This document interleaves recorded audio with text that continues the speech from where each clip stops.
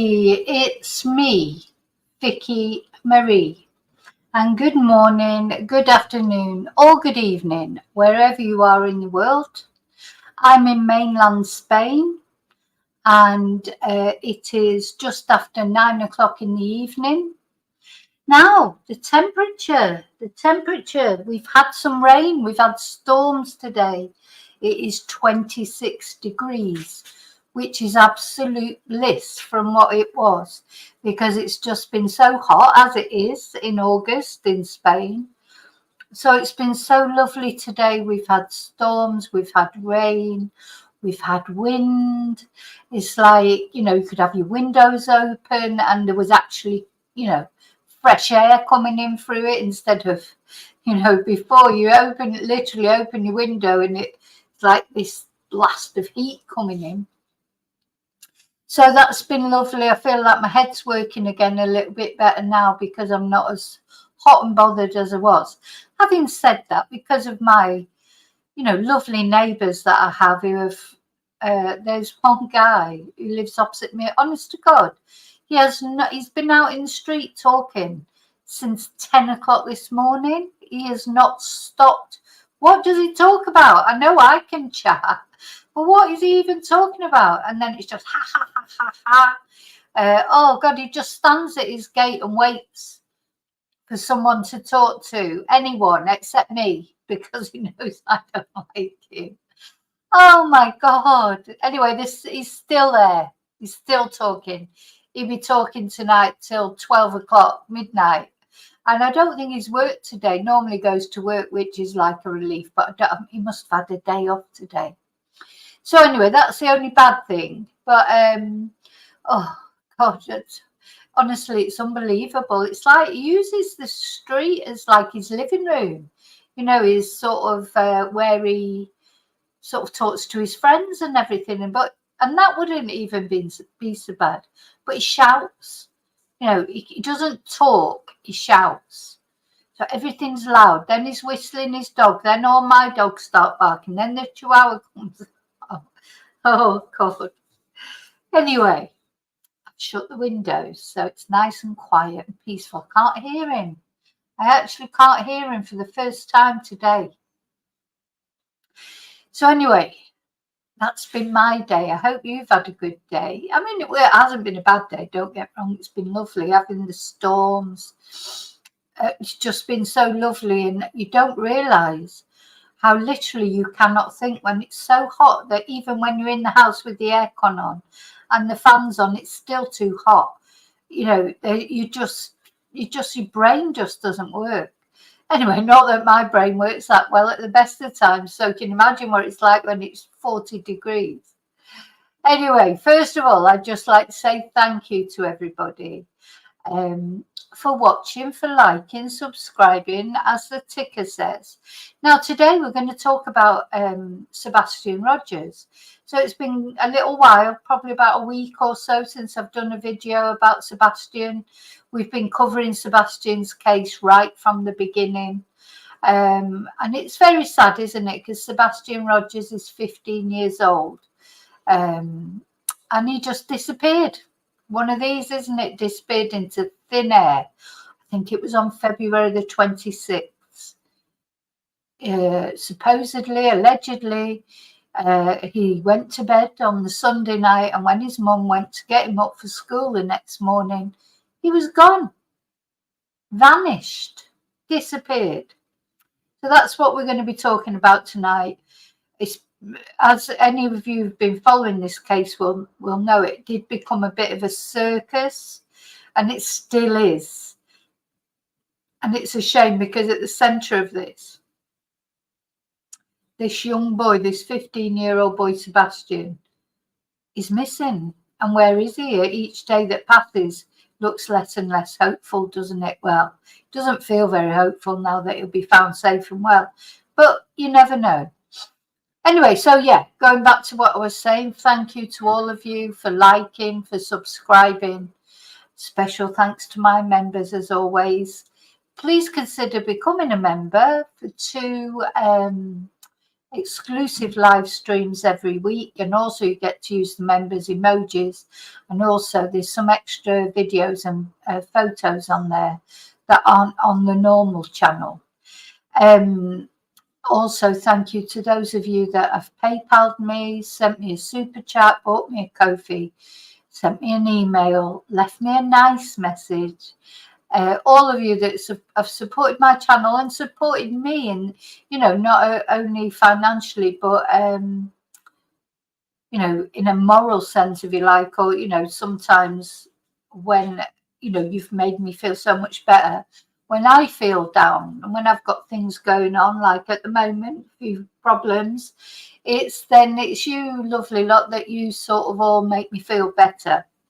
So thank you. Let me take the banner off now, and then I'm going to say hello to it. Oh, here's Riley. Hello, Riley. I'm going to say hello to everybody, and then we'll start looking at this weird and wonderful case. It's just, I find that it's just so sad. I think this is another case where YouTubers or social media people have got too involved. When there's no evidence against somebody. Can you see Riley's tail wagging in the background there? I know you're there. I know you're there. Come up and say hello then. Come on. Accusing people. Not only that, but actually harassing them. So this is the point we've come to now with this case, that Katie Proudfoot, the mother of Sebastian Rogers, who a lot of people think, because of course she was the last person to see him alive, presuming he's dead. We don't know that he's dead, but she was the last person to see him. There, family are always the prime suspects, and especially if the last place he was seen was there in the house. But I can't help thinking, wouldn't she have come up with a better story if she had done something? So I'm not convinced that it's anything to do with Katie or Chris, but I don't know. I literally do not know. So, but anyway, some people who also do not know, but seem to think that they know something. Some other YouTubers have literally been harassing Katie and Chris Proudfoot so much that they've taken legal action. So, sorry, I was going to say hello to everyone. Let me say hello to everyone first.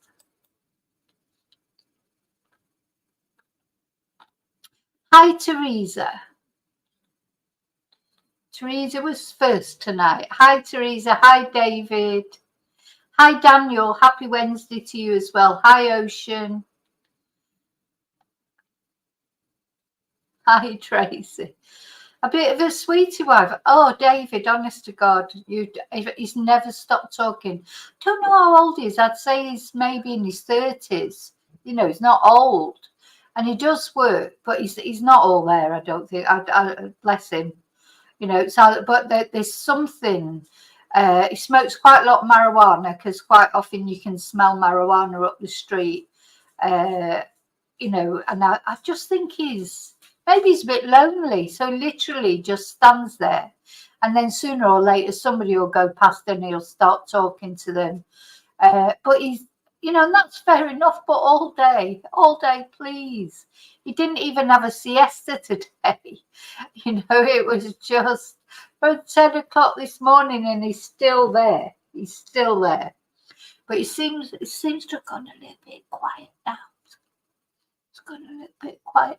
I could go mad later and open the window, but then he'd probably come back.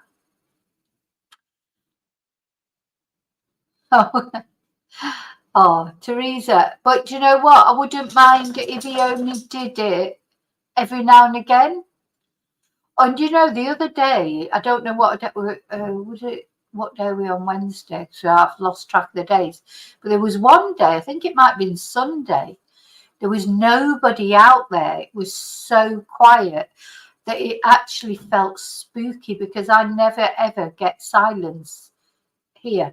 Just as I'm here talking to the neighbours on that side, they're in and out of the house. Bang, slam, the door. It bangs and slams at least 5 times every 10 minutes, and I don't know why. Why don't they just leave the fucking door open? Why do they have to keep slamming it? You know, open, close, literally one after the other. Anyway, so the other day, I don't know where they'd all gone somewhere else for the day. Oh God, it was so quiet. It was actually spooky. I was thinking, oh my God, you know, has there been like, is there going to be a nuclear strike or something? And I just haven't watched the news, or I don't know why is it all gone so quiet. So it's when it's quiet now, it feels weird, but it does feel nice though, but it never is. It's never quiet. It's really actually, now the dog's barking. That's not my dog. So if it's not my dogs only bark when the other dogs bark. You know, it's always the other dog's fault. You know, it's like kids and say, oh, it's the other kid's fault. Not my kid's fault. It's the other kid's fault. That's how it feels like with the dogs. Anyway, never mind. It seems to have gone relatively quiet now. It is bliss when it goes quiet. It is bliss. But anyway. Right, so I've forgotten what I was saying now. I was saying hello to everyone, wasn't I? Hi, Chumba. Hi, Katrina. God, there goes the door again. Joe, one day I'm going to sit here, I'm going to record it, see how many times in half an hour they slam that door.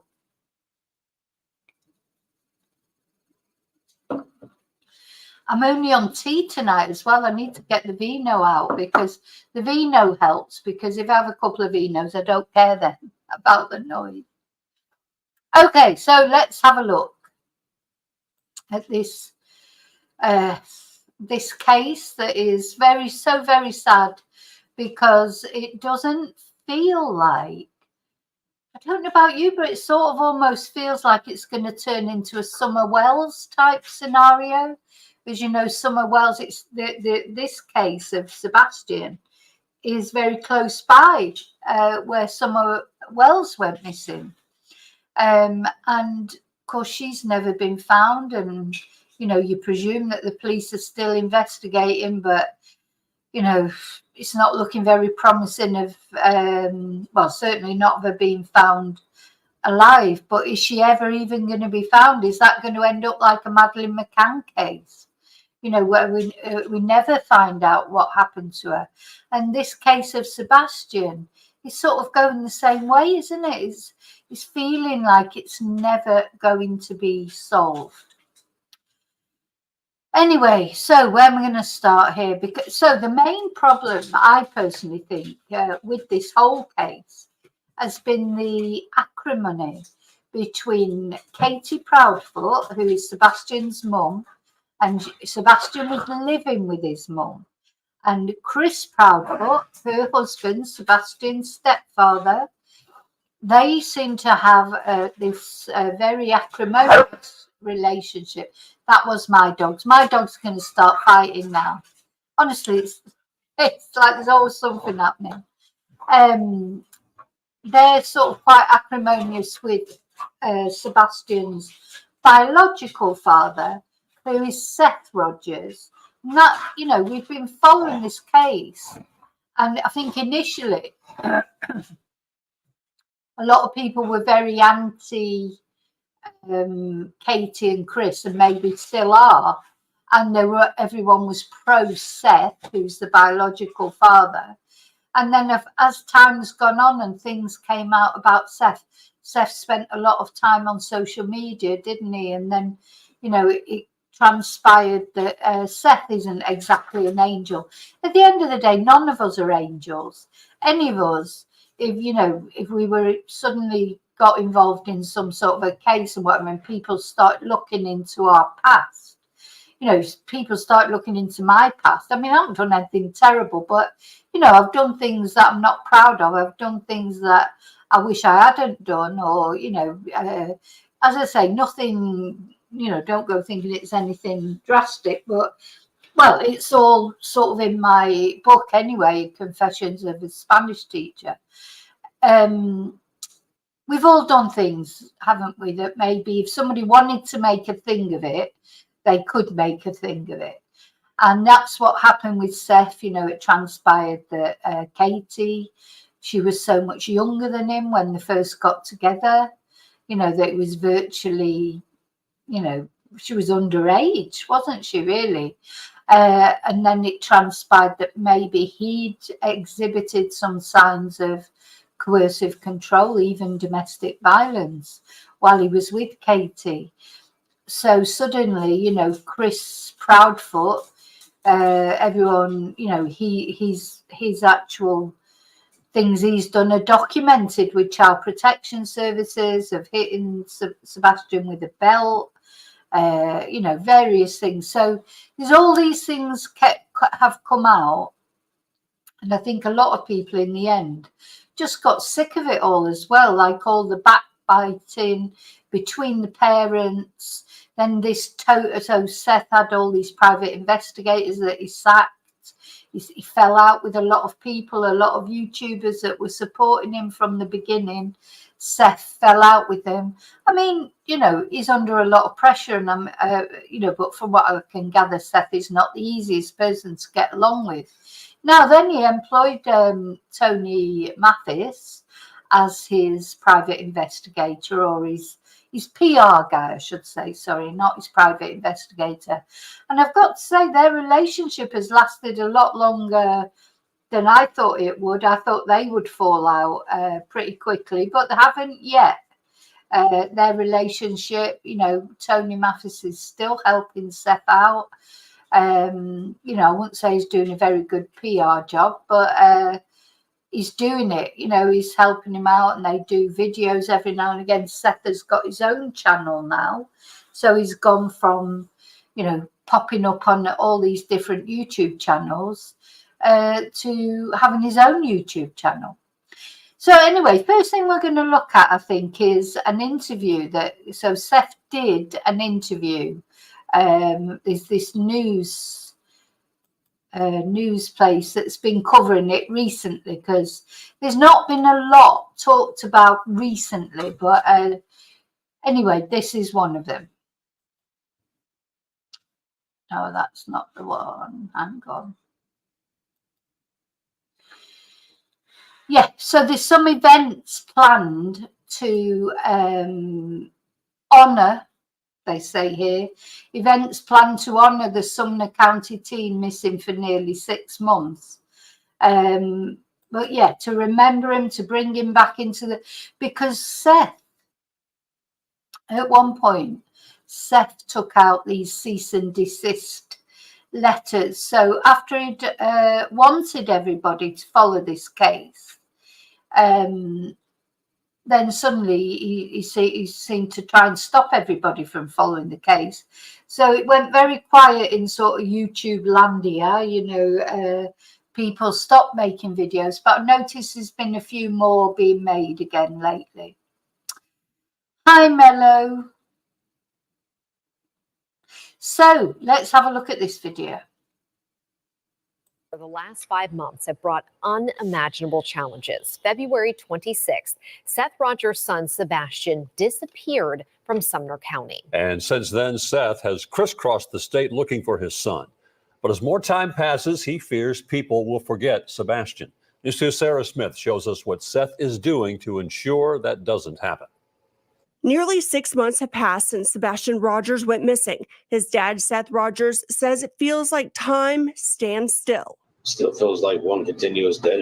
Still looking, still getting tips, still trying to keep awareness that my son is missing so he doesn't disappear. It's a case that's intrigued the country. Sebastian is 15 and has autism. On February 26th, he disappeared from his mom and stepdad's home in Hendersonville. Investigators say he wasn't seen leaving on home security cameras. Search crews have used boats, helicopters, and horses trying to find him. We found nothing. So yeah, many searches were made initially by the police. So the police have been so quiet, haven't they? The police are saying nothing, keeping stum. So Seth, you know, he does look, you know, can see around his eyes and everything. He looks sort of, doesn't look well, does he, bless him? But yeah, so there was all these searches by the police, and remember, they were searching the landfill site. They immediately honed in on landfill sites, and that made me think that maybe they've got reason to think that somehow he's ended up in a bin or whatever. But it's all gone very quiet as far as the police are concerned. They released it. They have, I don't even know the last time that they did a press conference or anything like that. Now, Seth, of course, he organised searches, didn't he? He's organised people, and you know, people were saying, why hadn't Chris and Katie gone along to these vigils that they organise and stuff? But, you know, Chris and Katie, I do think, were reviled that much that I don't blame them really for not going along, because everybody decided pretty right from the get-go, more or less, that it was Chris and Katie that, oh, Katie's done something, Chris has covered it up. And so there's been a lot of hate put out to them, and you know, it might be right, maybe Katie did do something, but imagine if she hasn't, and all this hate has been directed toward her, and she is a mother at the end of the day. But anyway, you know, time will only tell what the truth is. So yeah, then it became like a sort of team Chris and Katie, or team Seth. You know, there was a brief flurry where they were supposed to be starting to cooperate together when Seth told everyone to F off if they didn't like it. But that didn't come to anything, and then they all fell out again, and I don't know what their relationship is now, probably non-existent. And that's sad, because at the end of the day, Seth and Katie are Sebastian's parents, and it's a shame that they can't come together, isn't it? But anyway, I don't think that's going to happen. Which in itself is promising. The more the merrier. You know, we want all hands on deck. We've got some very qualified other organizations that have offered to come in and help. To keep Sebastian's name out there, the owners of Michaela's Motel are hosting an event in his honor. It's Saturday, August 24th at 2 p.m. at the Fallen Brewery in Clarksville. His family reached out saying that Sebastian just really loved and adored animals.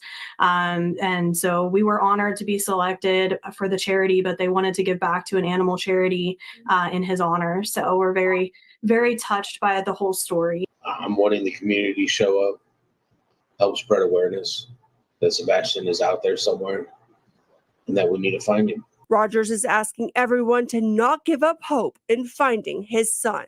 As a father, you realize that a lot of things that you do in life is for your children. Sorry, and one thing that I know Seth always says, that my son is missing. My son, my son. He always refers to Sebastian as my son, which I find that a little bit irritating, because, you know, Katie was the main parent. You know, Sebastian lived with Katie. Seth hardly saw Sebastian, really. So, you know, keep saying that. And then, of course, when Sebastian first went missing, Seth said that Sebastian was going to live with him, you know, and he was looking forward to it. And then, of course, it transpired he actually wasn't looking forward to it, because it meant he had to not go to school. You know, he would have to be homeschooled. And I don't know how Seth thought he was going to look after him when Seth works full time. I mean, he was 15, which I suppose is, but he was, you know, he's got high functioning autism, so he would need supervision. He would need somebody with him. So it's all a bit strange, isn't it, that whole thing from the beginning. And then, as I say, things turned out that actually Seth wasn't the saint that everybody thought he was in the beginning. In any case, and it turned out that Sebastian didn't want to go and live with Seth. So then that led to people speculating that maybe Sebastian had run away. I can't see that he ran away, because apparently he had no shoes on, did he? So why would he have run away with no shoes on? Anyway, we don't know what he did. He wasn't seen leaving the residence. I think it wasn't he seen putting the bins out or something. They have got some CCTV of Sebastian, the police, but of course the police are keeping it very close to their chest. but what they've said is there's nothing to show him actually leaving the residence. So that's led people to believe, well, did he go out through the garage in the car? You know, did something happen, or did Katie do something? And then the way that she got him out of, because she went out to look for him, was Sebastian in the car then? But then the thing is, where did she put him? You know, to me, is if she did something to him, where did she put him? Where is she without it being seen on CCTV? Or, you know what it's like these days. You can't. Look at what happened with Stefan Stearns and Madeline Soto. You know, even if there was no CCTV directly outside the house, you can't keep away from CCTV these days. So it's very, very mysterious, this whole case. And I'm not convinced that any of them have got it. I don't personally like any of them, you know, because they all seem to have, you know, had you know, there was problems in one way or another from all of them. But I don't either feel that there's really any evidence to say that any of them have done anything wrong. I don't think Seth has done anything wrong necessarily, but the basic fact is, we just don't know. Even the police don't know. When they just go missing, you know, the only thing you think about is trying to find them. The Sumner County Interim Sheriff says one detective a day is assigned to Sebastian's case. There's a peaceful protest planned outside their office on. So one detective a day. Hi, Sephi. One detective a day is assigned to his case. Now, that doesn't seem like much, does it? But you know what? There's loads of missing people in that area, missing children, you know, so where do they, it's good that they're still, you know, using any resources, I suppose, because, I mean, they'll never give up until there'll always be something, I suppose, but just doesn't seem like much, does it? Anyway, so this lady's just going to say now there's going to be a peaceful protest. On August 26th, Rogers hopes that this encourages investigators to provide more answers. Bob and Haley. Let's just watch that again, that video from the beginning. One father, the last 5 months have brought unimaginable challenges. February 26th, Seth Rogers' son, Sebastian, disappeared from Sumner County. And since then, Seth has crisscrossed the state looking for his son. But as more time passes, he fears people will forget Sebastian. News 2's Sarah Smith shows us what Seth is doing to ensure that. You know, that is worrying, isn't it? You think that people will forget. You know, I think that families, when someone goes missing, be it a child or be it an adult, you do have to keep it up, because when people have been missing for a length of time, you know, it does obviously slip off the public radar. Other things happen, don't they? You know, you sort of, someone goes missing, like with Summer Wells, you know, but they sort of fade off the news thing, and it's only the family really that can bring that back or keep it up. You know, my child is still missing, and I don't know how much Candace Wells and Don Wells are doing to do that. I think they do quite a lot of you know, work, if you like, to try and keep missing people in high profile. I haven't really followed the Summer Wells case for a while. So maybe I need to look at that again, but it's difficult to follow a case as a YouTuber when there is no news, unless you're going to be one of these like they've got in this case, just making it up. You know, you can make it up, you can make something up every day. You know, that's if you were that, if you had no principles, just go on there, put some stupid headline up, and really there's nothing except, and that's what a lot of the YouTubers do, and I don't like that. But the trouble is, then if you don't do that, you can't keep making videos, because you know you're waiting for something, some substance. You know, but again, I will try to. I will always, whenever I hear anything about Sebastian, will, because when I start with a case, I do like to follow it right through to the end, whatever the end is. Doesn't happen. Nearly 6 months have passed since Sebastian Rogers went missing. His dad, Seth Rogers, says it feels like time stands still. Still feels like one continuous day. Still looking, still getting tips, still trying to keep awareness that my son is missing so he doesn't disappear. It's a case that's intrigued the country. Sebastian is 15 and has autism. On February 26th, he disappeared from his mom and stepdad's home in Hendersonville. Investigators say he wasn't seen leaving on home security cameras. Search crews have used boats, helicopters, and horses trying to find him. Was that courtesy of Tony Mathis? Anyway, well, you know what I think of Tony Mathis. I don't like him, I'm afraid. But so yeah, this is, oh, it's a sonar. Is that a sonar he's looking at? Right. Okay. We found nothing, which in itself is promising. The more the merrier. You know, we want all hands on deck. We've got some very qualified other organizations that have offered to come in and help. To keep Sebastian. Don't know what it is about that man, but he literally gives me the creeps. Sorry, Tony, but there's just something about Tony Mathis where it makes my skin crawl, literally. Sebastian's name out there, the owners of Michaela's Motel are hosting an event in his honor. It's Saturday, August 24th at 2 p.m. at the Fallen Brewery in Clarksville. His family reached out saying that Sebastian just really loved and adored animals. And so we were honored to be selected for the charity, but they wanted to give back to an animal charity in his honor. So we're very, very touched by the whole story. I'm wanting the community to show up, help spread awareness that Sebastian is out there somewhere and that we need to find him. Rogers is asking everyone to not give up hope in finding his son. As a father, you realize that a lot of things that you do in life is for your children.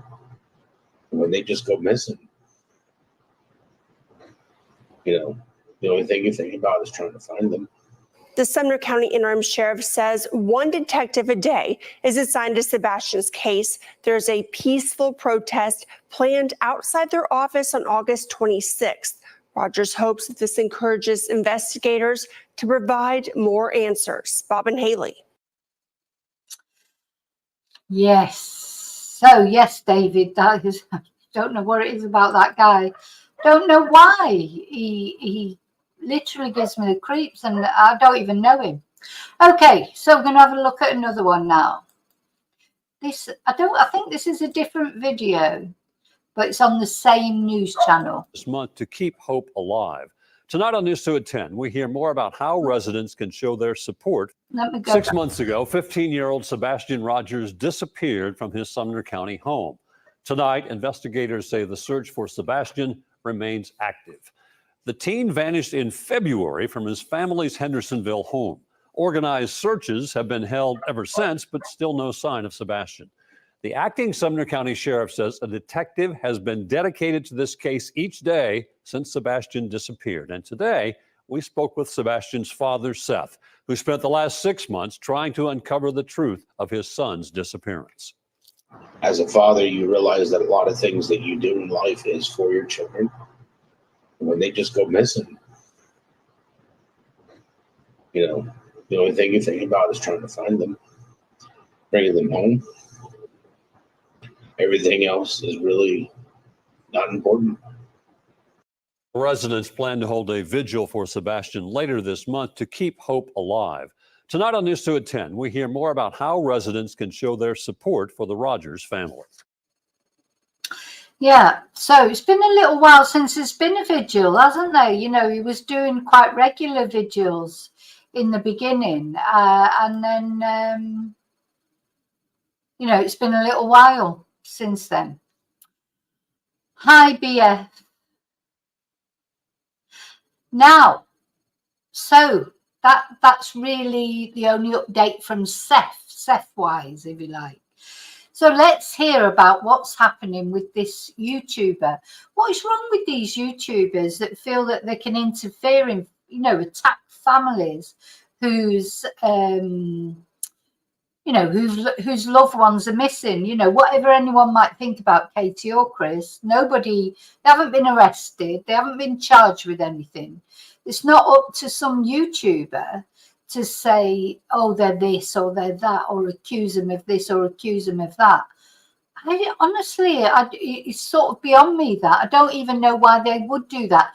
Even if they think, oh, yeah, they've had something to do with it, to actually pursue them, go to their house, you know, harass them.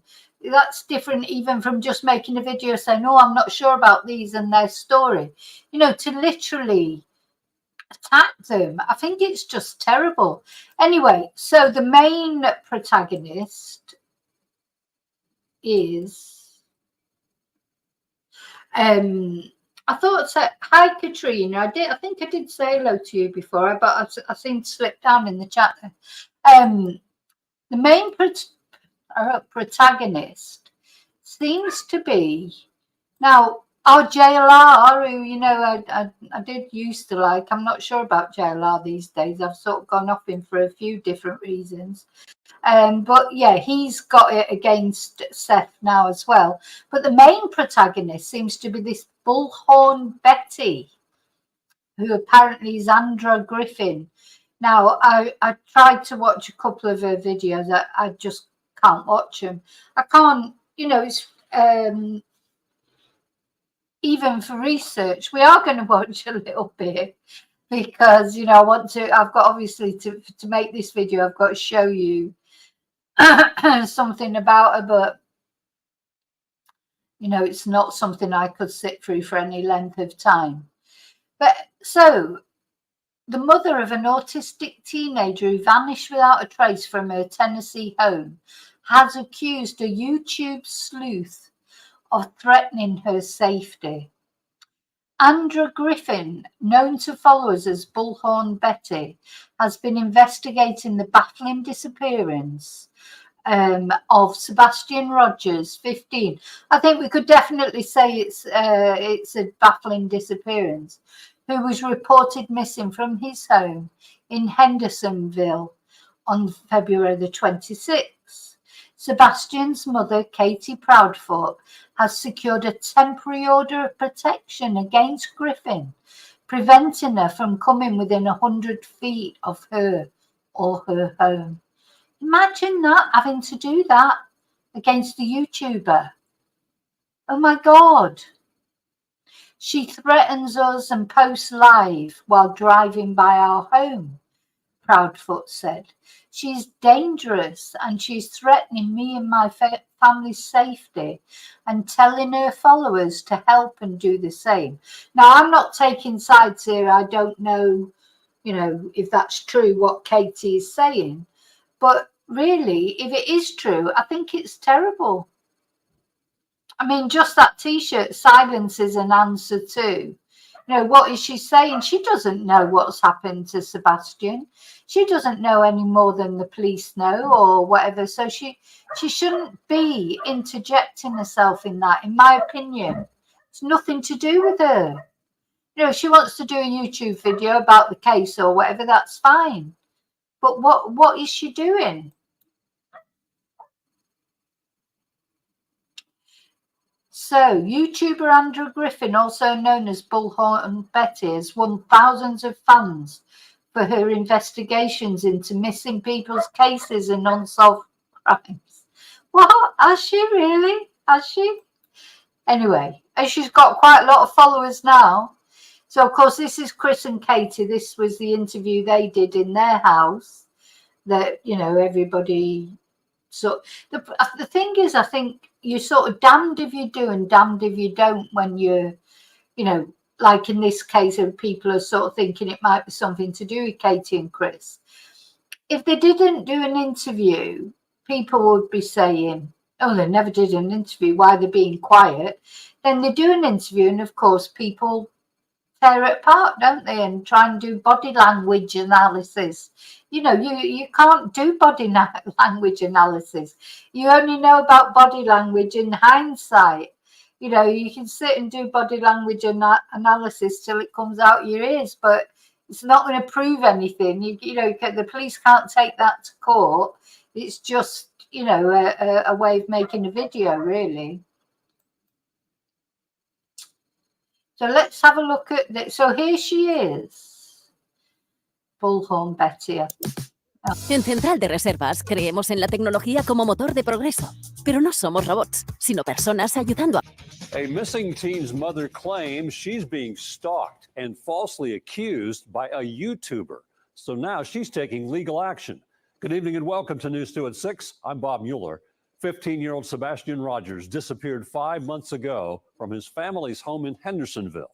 The teen's mother has been granted a temporary order of protection against a Florida YouTuber by the name of Bullhorn Betty. Well, tonight, News 2's Caitlin Quisenberry sat down and spoke with the influencer.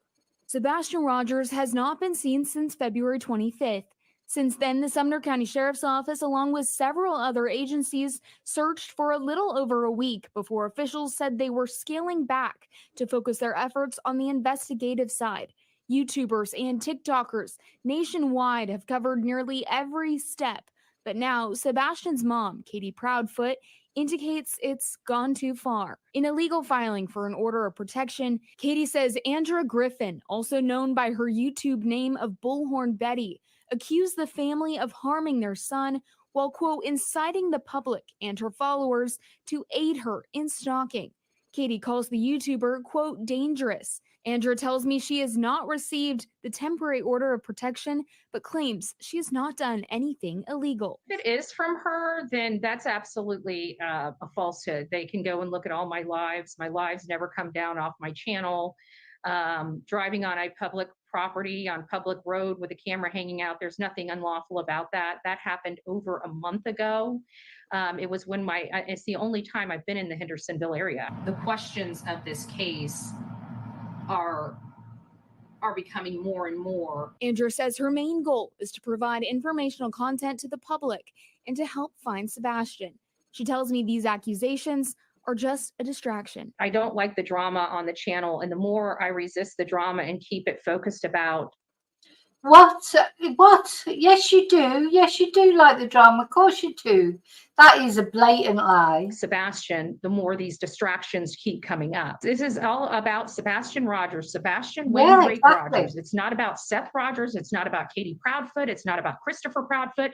It's about where is Sebastian Rogers and how can we bring him home. A court-ordered hearing is set for August 8th at the Summer. See, I just find that so insulting that she's saying that, because nobody, you know, she is not Sebastian's mum. Katie Proudfoot is Sebastian's mum. She doesn't even know Sebastian. So she's trying to say as if, you know, she's taking the moral high ground. But, you know, maybe Katie did do something to Sebastian. I don't know. But at the end of the day, Katie is Sebastian's mum, not her. And she's saying she doesn't like the drama and she doesn't like this and she doesn't like that. Well, I know for a fact she has insinuated all the time that it's Katie who's done something to him. And as I say, maybe it is Katie that's done something to him. But you can't go on YouTube and say that. No, she's just, you know, well, her channel has grown a lot. Let's say that. Sumner County Courthouse. Each of Bullhorn Betty's YouTube videos will be summarized for the DA's office. Until that time, a temporary restraining order says Andrea cannot stalk or come within 100 feet of Katie or her home. In Nashville, Caitlin Quisenberry, News 2. We reached out to Katie Proudfoot for comment and have not heard back. So no, it could well be. Since I've been out here with her, it could well be that Katie has done something. What my point is, we don't know, and it's not up to Bullhorn Betty. I mean, just the name. I mean, oh come on. Just like, let's have a look at her channel. Just going to put some windows down. Let's have a look at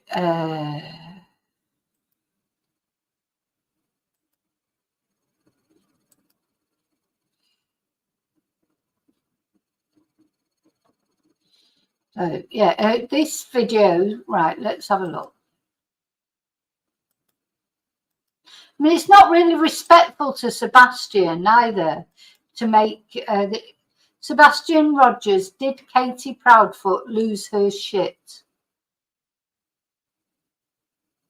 You know, I don't know about that. But anyway, let's watch a bit of it. I've never had contact with them whatsoever.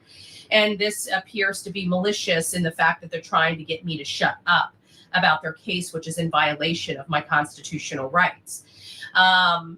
Either way, you guys know that. There you go. Rights for free speech, your constitutional rights. Is it really in your constitutional rights, though, to be able to accuse somebody of something? A mother who has lost her son, whatever, you know, it could be that there was something that happened and Katie did something or whatever, but she's still a mother who's lost her son. I don't expect she intended to do anything to Sebastian. Maybe I'm just trying to, you know, I can't imagine that she would have done anything deliberately. From what I can see, Sebastian had quite a nice life. You know, they were always going places, doing things. Now, Sebastian would have been a handful. So it's possible that, and especially as he came up to 15-year-olds are a handful, whether they've got sort of special needs or not.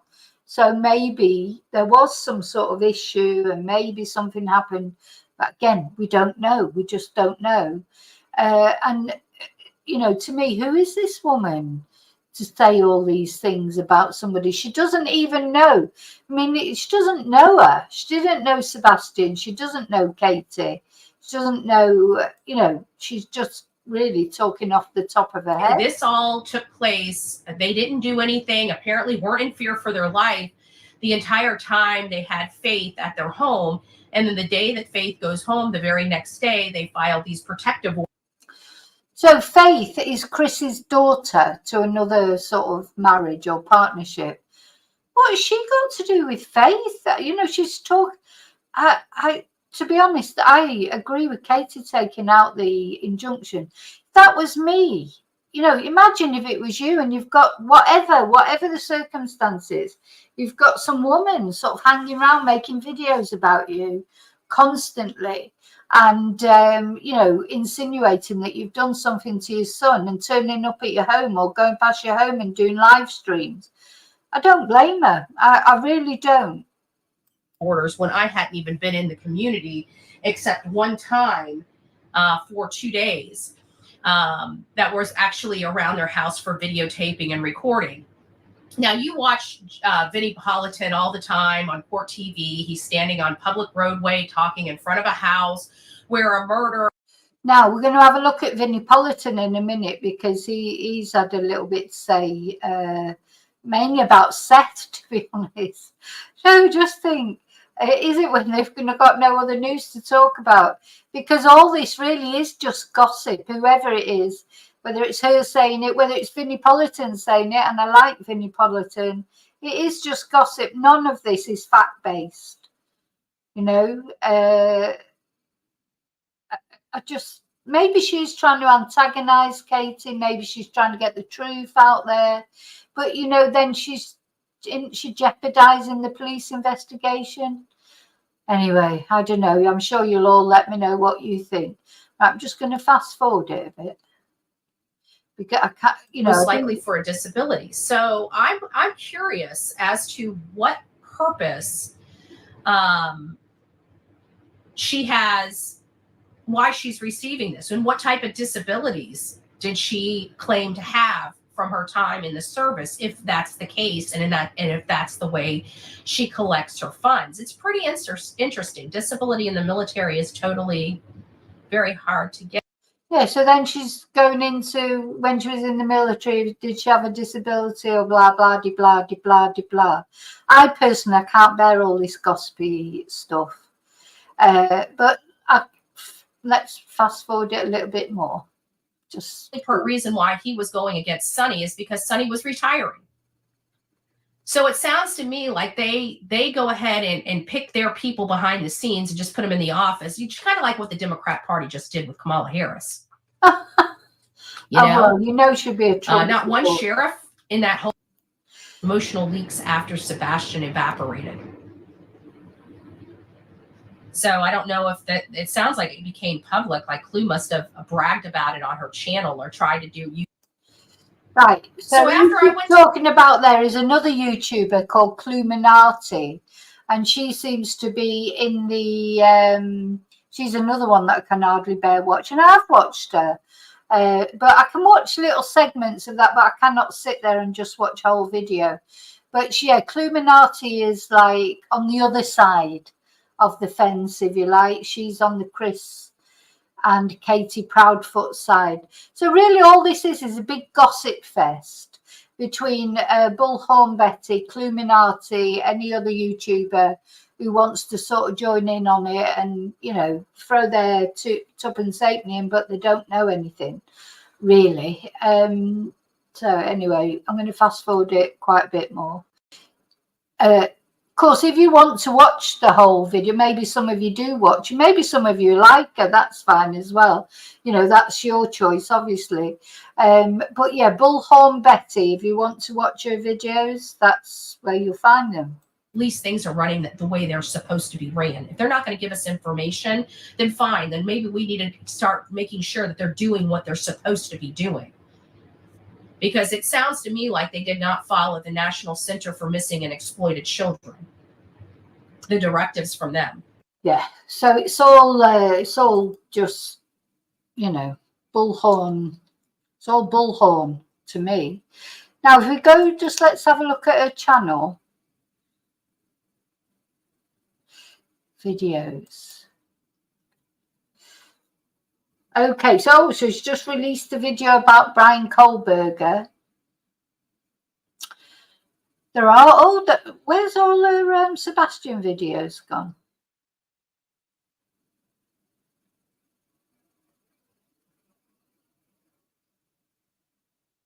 Okay. I'm sure there was just not that long ago when I looked at a channel, there were more Sebastian. Yeah, look, Sebastian Rogers. Proudfoot's are liar, liar, pants on fire. Sebastian Rogers, the cloud of suspicion over his mum. Sebastian Rogers' mum, Katie Proudfoot, commits a misdemeanor. Questions that need answers. By Ole Miss in Tennessee. You know, I just don't like that. Yeah.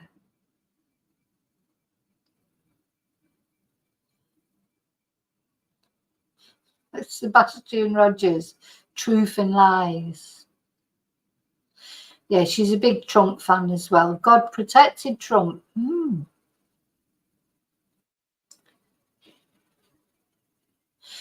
Yeah, so if you're interested in the Sebastian Rogers case and if you're a Trump supporter, I would definitely recommend her channel. Okay, in fact, I think we'll have I should be fair and show you the Cluminati channel.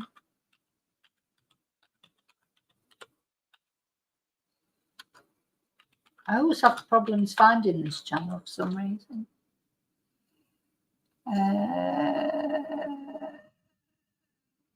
Cluminati. Is this her? Yeah. So this is Cluminati. And yeah, see, oh look, this bitch, Bullhorn Betty, honey. Oh, sorry, I'm not sharing. Bullhorn Betty, honey, are you okay? The runaway theory, Sebastian Rogers. I don't have to stay quiet anymore. Bullhorn Betty, just shut the fuck up. So, you know, so they're like, they're having an argument over YouTube in a way, aren't they? You know, and people would take sides.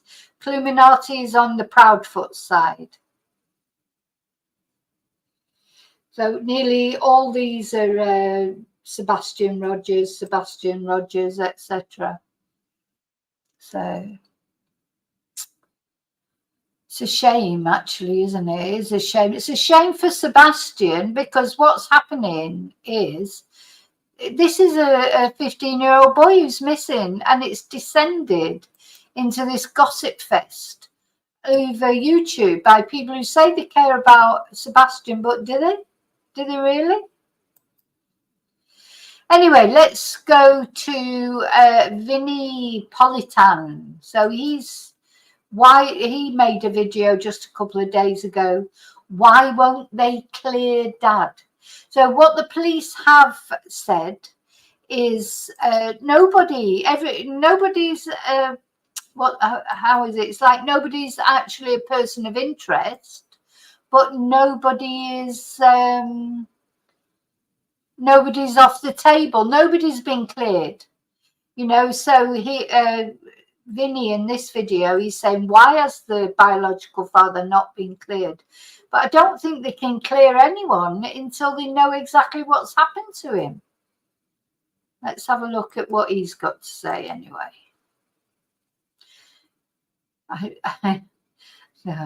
No comment about it. Let's see what he's got to say. How does that work? Explain to me how that works. Wow, here we are. Here we are. I can't believe we're still here. And there's still no evidence, no leads, no clues, no arrests, nothing, no information. How does that work? Explain to me how that works. Having a hard time. Because it shouldn't work this way. It just should not work this way. 15-year-old child with autism disappears, and I don't know. There's no evidence of anything. Are you telling me this is either the perfect escape runaway by a 15-year-old with autism on medication, or this is the perfect crime, one or the other? Yeah, now Vinny's got a lot of experience in court cases and things like that before he, you know, was a news person. I think he was a lawyer. It's unusual. But having said that, it happened with Summer Wells as well. But it is unusual, and Madeleine McCann, really, when you think about it, unusual for a child to go missing and there to be no evidence 6 months on. Because at the end of the day, Sebastian has to be somewhere. Even if, you know, he's come to foul play, even if Katie did something to him, he's got to be somewhere. Bodies don't just disappear into thin air. Where is his body? Where, you know, and these days, like the police will have all the details of where she went. They'll have caught. Don't forget that she's taken 2 lie detector tests. Everyone's taken a lie detector and passed. So my personal feeling is that Sebastian has come to some harm, but it's an accident. Something's happened to him when he went out. Unfortunately, that's my own just personal feeling. Again, I don't know that. I'm just giving you my opinion. Because I think the police, with all the, you know, technology that they've got these days, because they didn't live in a place, don't forget Summer Wells lived in, you know, like a house right up on a mountain somewhere where there wasn't really proper, you know, CCTV and stuff. Sebastian lived in a place where there would have been caught on CCTV, or there would be, you know, some sort of, they would have seen where Katie went. They would have been able to follow her car and see where she went when she was looking for him. That, where has she put his body? You know, that's the thing. You just got to think, where could you put the? Because from the minute he went missing, she will have been watched, tracked, you know, whatever. So I can't see how she could have hid his body, even with Chris. Well, Chris wasn't there, you know, and it's been accepted that Chris wasn't there. So by the police. So where, you know, how have they done it? So it's not a question of if they really, if, you know, how have they done it? If they have done it, you know, his body doesn't, you know, bodies don't just disappear. You know, people don't disappear, and bodies even less likely to disappear. You know, it's hard to hide a body these days. Anyway, let's carry on looking at Vinny. Is that what we're saying here? No evidence, no leads, no suspects, no nothing, no evidence of foul play. So here we are in the case of Sebastian Rogers. I'm Vinny Politan. Thank you so much for watching. Hit the like button, subscribe, do all the things you need to do, folks, to keep us going here. Hit the like button. It's great to have everyone here. The question I posed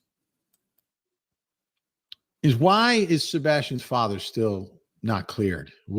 He was on my show the other night and talked about it.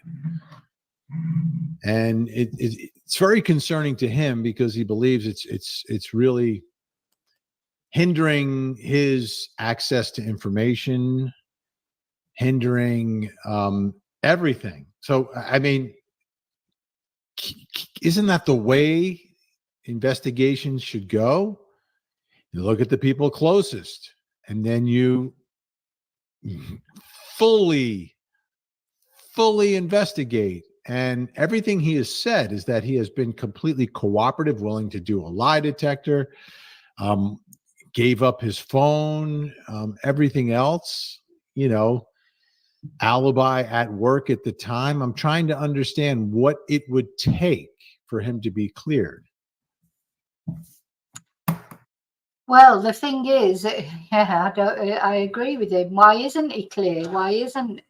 But I suppose that the thing is, as soon as the police say he's in the clear, or Katie or Chris, they've made a comment on the investigation, haven't they? And maybe they simply don't know yet if he's in the clear or not. Just because someone passes a lie detector does not mean that they're not lying. Of course, that's why lie detectors are not allowed in a court of law. But they're like, I don't know what the percentage is, but it's quite a big percentage, isn't it? That they will be correct, but it's not definite. So, I mean, Seth was working at the time, wasn't he? That's supposedly been confirmed. So how could he have done something? But of course, he could always have had somebody else do something.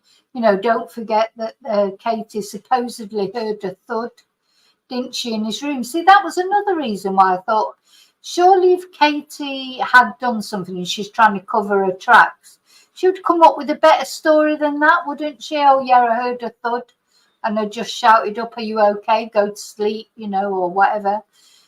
Wouldn't she have come up with a better story than that? Like, oh, yeah, I heard a thud and a dragging noise, or I don't know, it just seems quite likely to me that Sebastian might have gone out the window, or somebody might have been waiting outside, or, I mean, it's a complete mystery, isn't it? It's like he's been energized up on the bloody Starship Enterprise or something. Crazy, really, but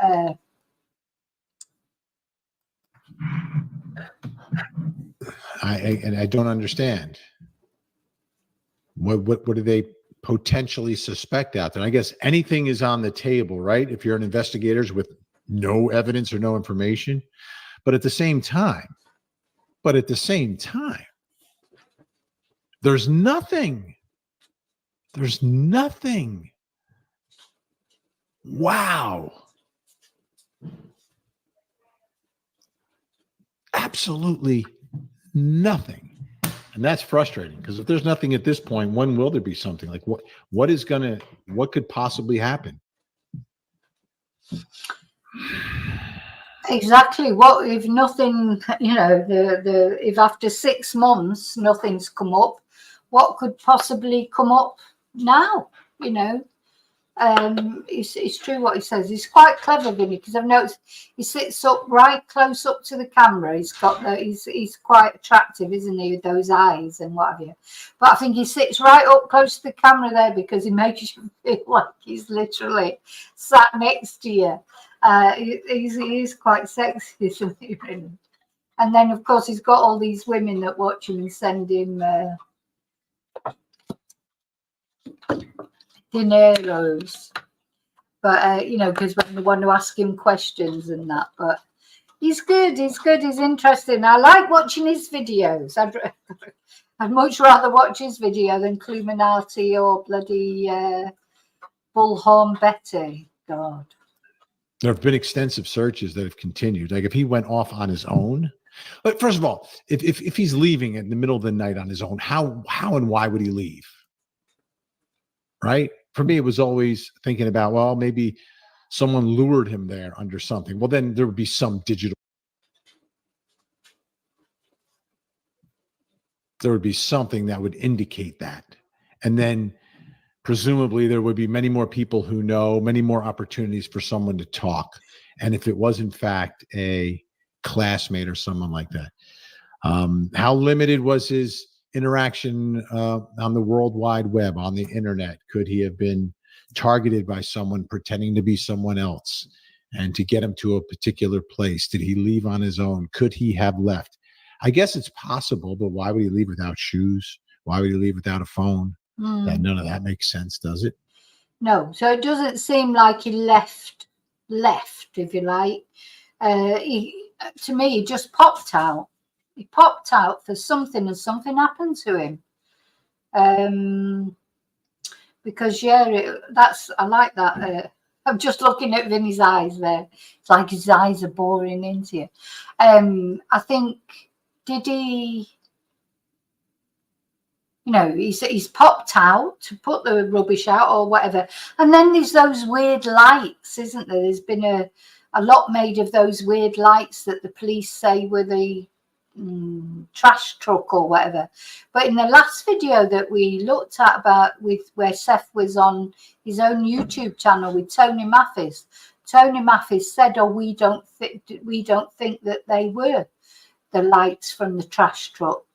Insinuating that they were like torchlight lights. Again, the police haven't really, the police have sort of commented, but not really commented, if you know what I mean. So the police have left people to get their own ideas about things. And of course, whenever you leave a void of information, as we've seen in so many cases, when people have got a void of information, they make up their own information. Of course it doesn't. Of course it doesn't. There's nothing about the circumstances that at least we believe to be true that would lead to him walking away on his own. There's nothing. There's nothing. Obviously, anything and everything is possible. Everything's on the table. We get it. There's no suspects, no evidence, no leads, no nothing.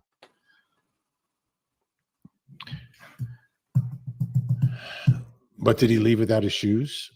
Like if that part of this is true, that there's no evidence that he had shoes on his feet, where is he going? Where is he going? How far is he going? Really? Like, and how would he not be found or seen or spotted or someone said something? If he's lured by some creeper or something, in a gaming app or somewhere else, somehow was able to make contact with him, how would there not be some trail of that somewhere? Because I've got to believe they've investigated all of that, including his phone. I mean, it doesn't make a lot of sense to anyone, but it seems that there had to be something somewhere that caused this to happen, right? Tension in the home, an argument, a fight. Yeah, something must have happened, because even if unless he had an accident when he popped out, or did they have an argument? So, Seffi, you were asking when the mum last saw him. She said it was when he went to bed. She then spent 2 hours on the phone to her partner, Chris, which some people say, well, nobody would spend 2 hours. But I think that's perfectly, I could easily spend 2 hours on the phone with a partner, chatting and whatever. Because don't forget, he was working away. So obviously it'd be more difficult to spend 2 hours talking to someone that you were seeing every day.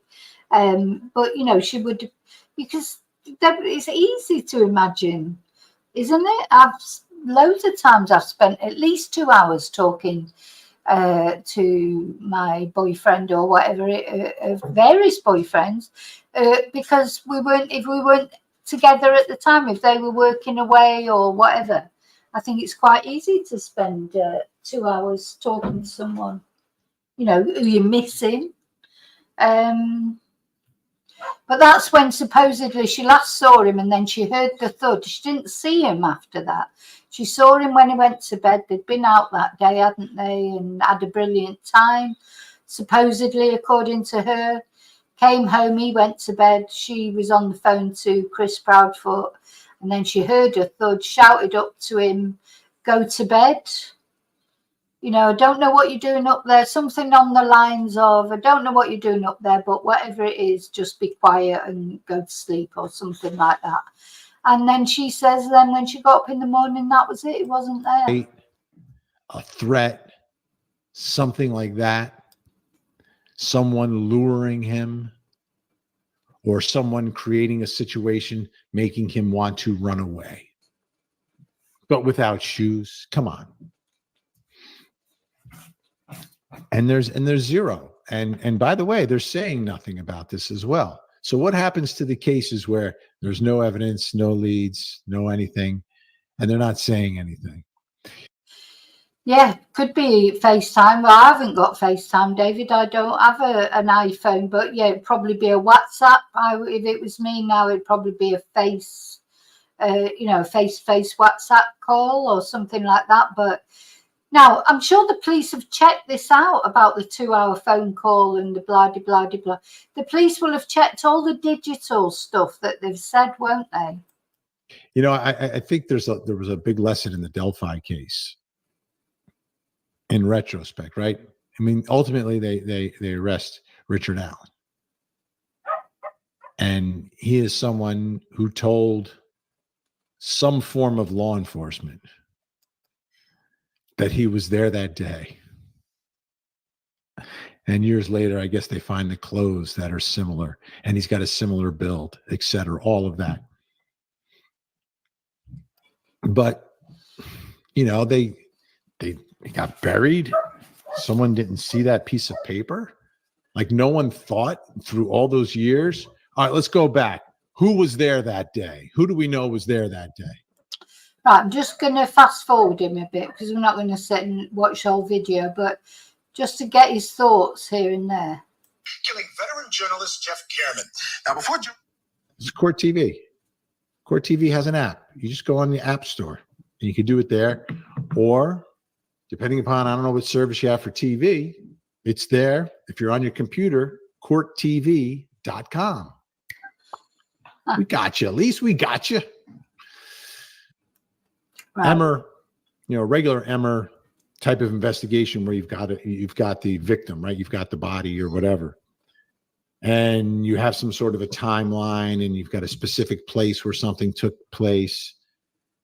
It's easier perhaps at that point to clear people because you have more specific information about what happened to the victim. Here, you don't know. So it could just be a matter of semantics, making it impossible to clear someone because you don't know what happened. I'm just trying to understand it, right? Understand their thought. And it's a very relationship sometimes between law enforcement and the family. Because there are times where the family has to be looked at. And sometimes the family's not cleared. Sometimes the family is under suspicion, but ends up being 1,000% innocent. Creates a little bit of friction. But I always look for the family that is looking to be cleared, which means you are inviting more scrutiny. Like if you're inviting the scrutiny, then is it because you have nothing to hide?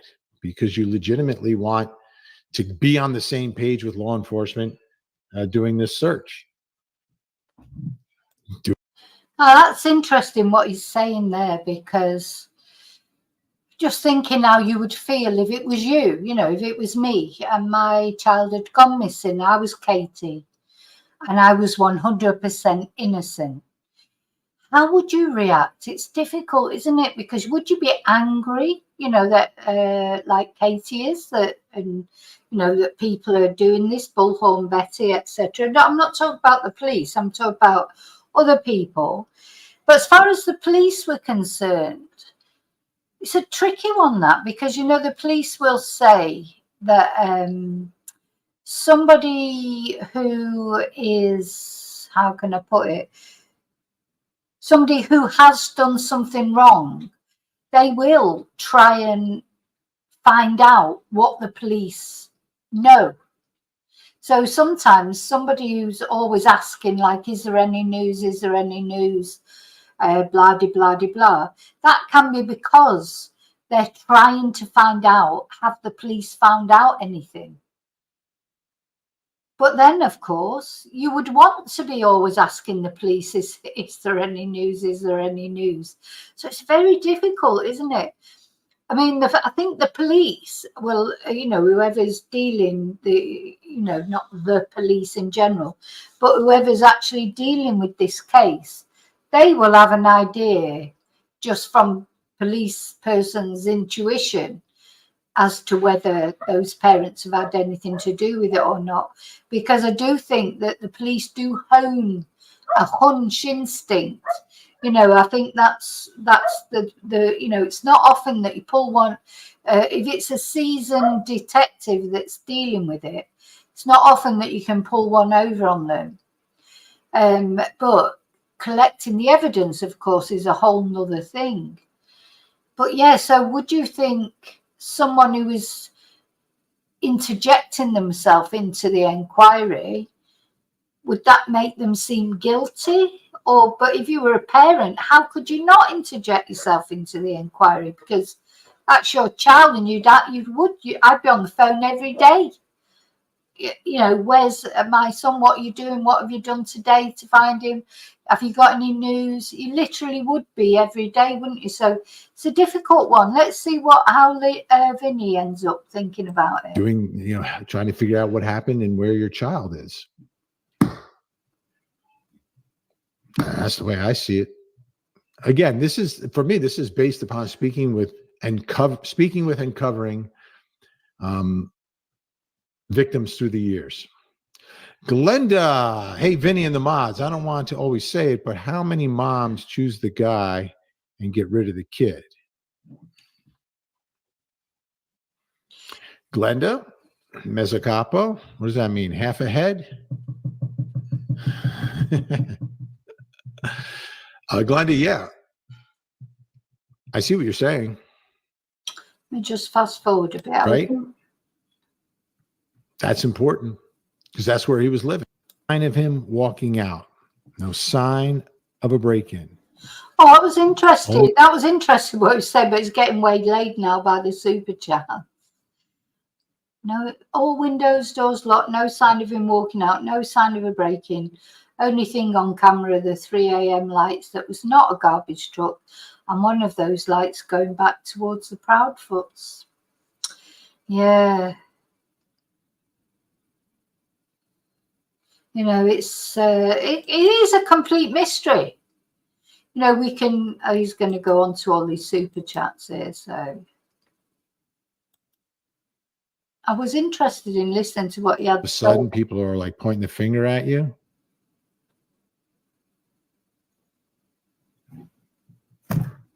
How public are you going to be? How public are you going to be?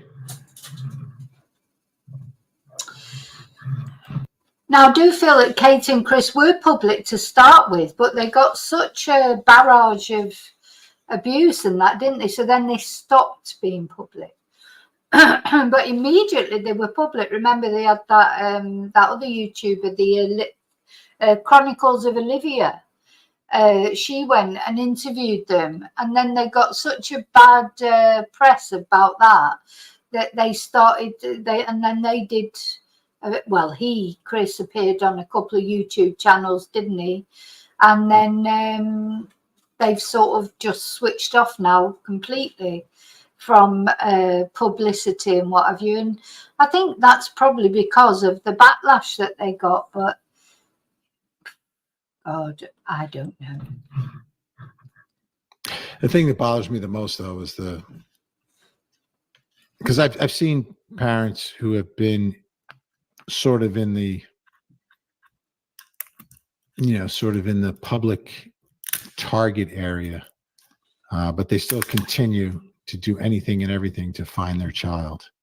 So I've seen it both ways. And I've seen some that just sort of curl up and just want to disappear and just want to grieve on their own or suffer on their own.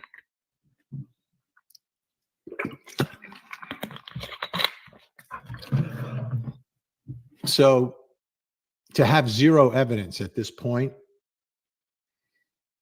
the case that had these many eyes on it was making this many headlines, I don't think they would have swept it under the rug. I think they would have attempted to dot the I's and cross the T's of the basic initial investigation, which includes, of course,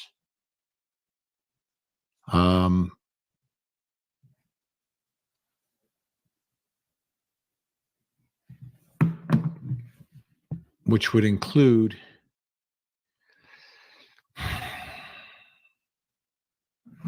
hold on one second. I have to respond to this. It's a work text message. I'm sorry. Right, he's got a text message. Anyway, I'm gonna stop watching him now because he, to be honest, as much as I love Vinny, but it's all just speculation on his part. He doesn't know any more than I know, or you know, or Cluminati knows, or Bullhorn Betty knows. We don't know anything, and Vinny doesn't know anything either, but he's got his instincts. I felt like he was sort of saying there that he did feel that maybe Katie was involved. That's just the impression I got, but I could be wrong because he didn't actually come out and say that. But again, he'll just be using his spidey sense from the years that he's been reporting on true crime, or dealing with people who've lost their whose children have gone missing. He'd just be dealing with his experience, I suppose. And all of us, we're just there really talking about it, caring about what's happened to Sebastian, and not knowing what's happened. But to me, I just think if Katie is innocent, what she's had to go through, bearing in mind that if she's innocent, she's actually lost her son, and her son, to all intents and purposes, is probably no longer in this world. It just seems like very cruel, doesn't it, to have to go through that before, you've even been proven to do anything.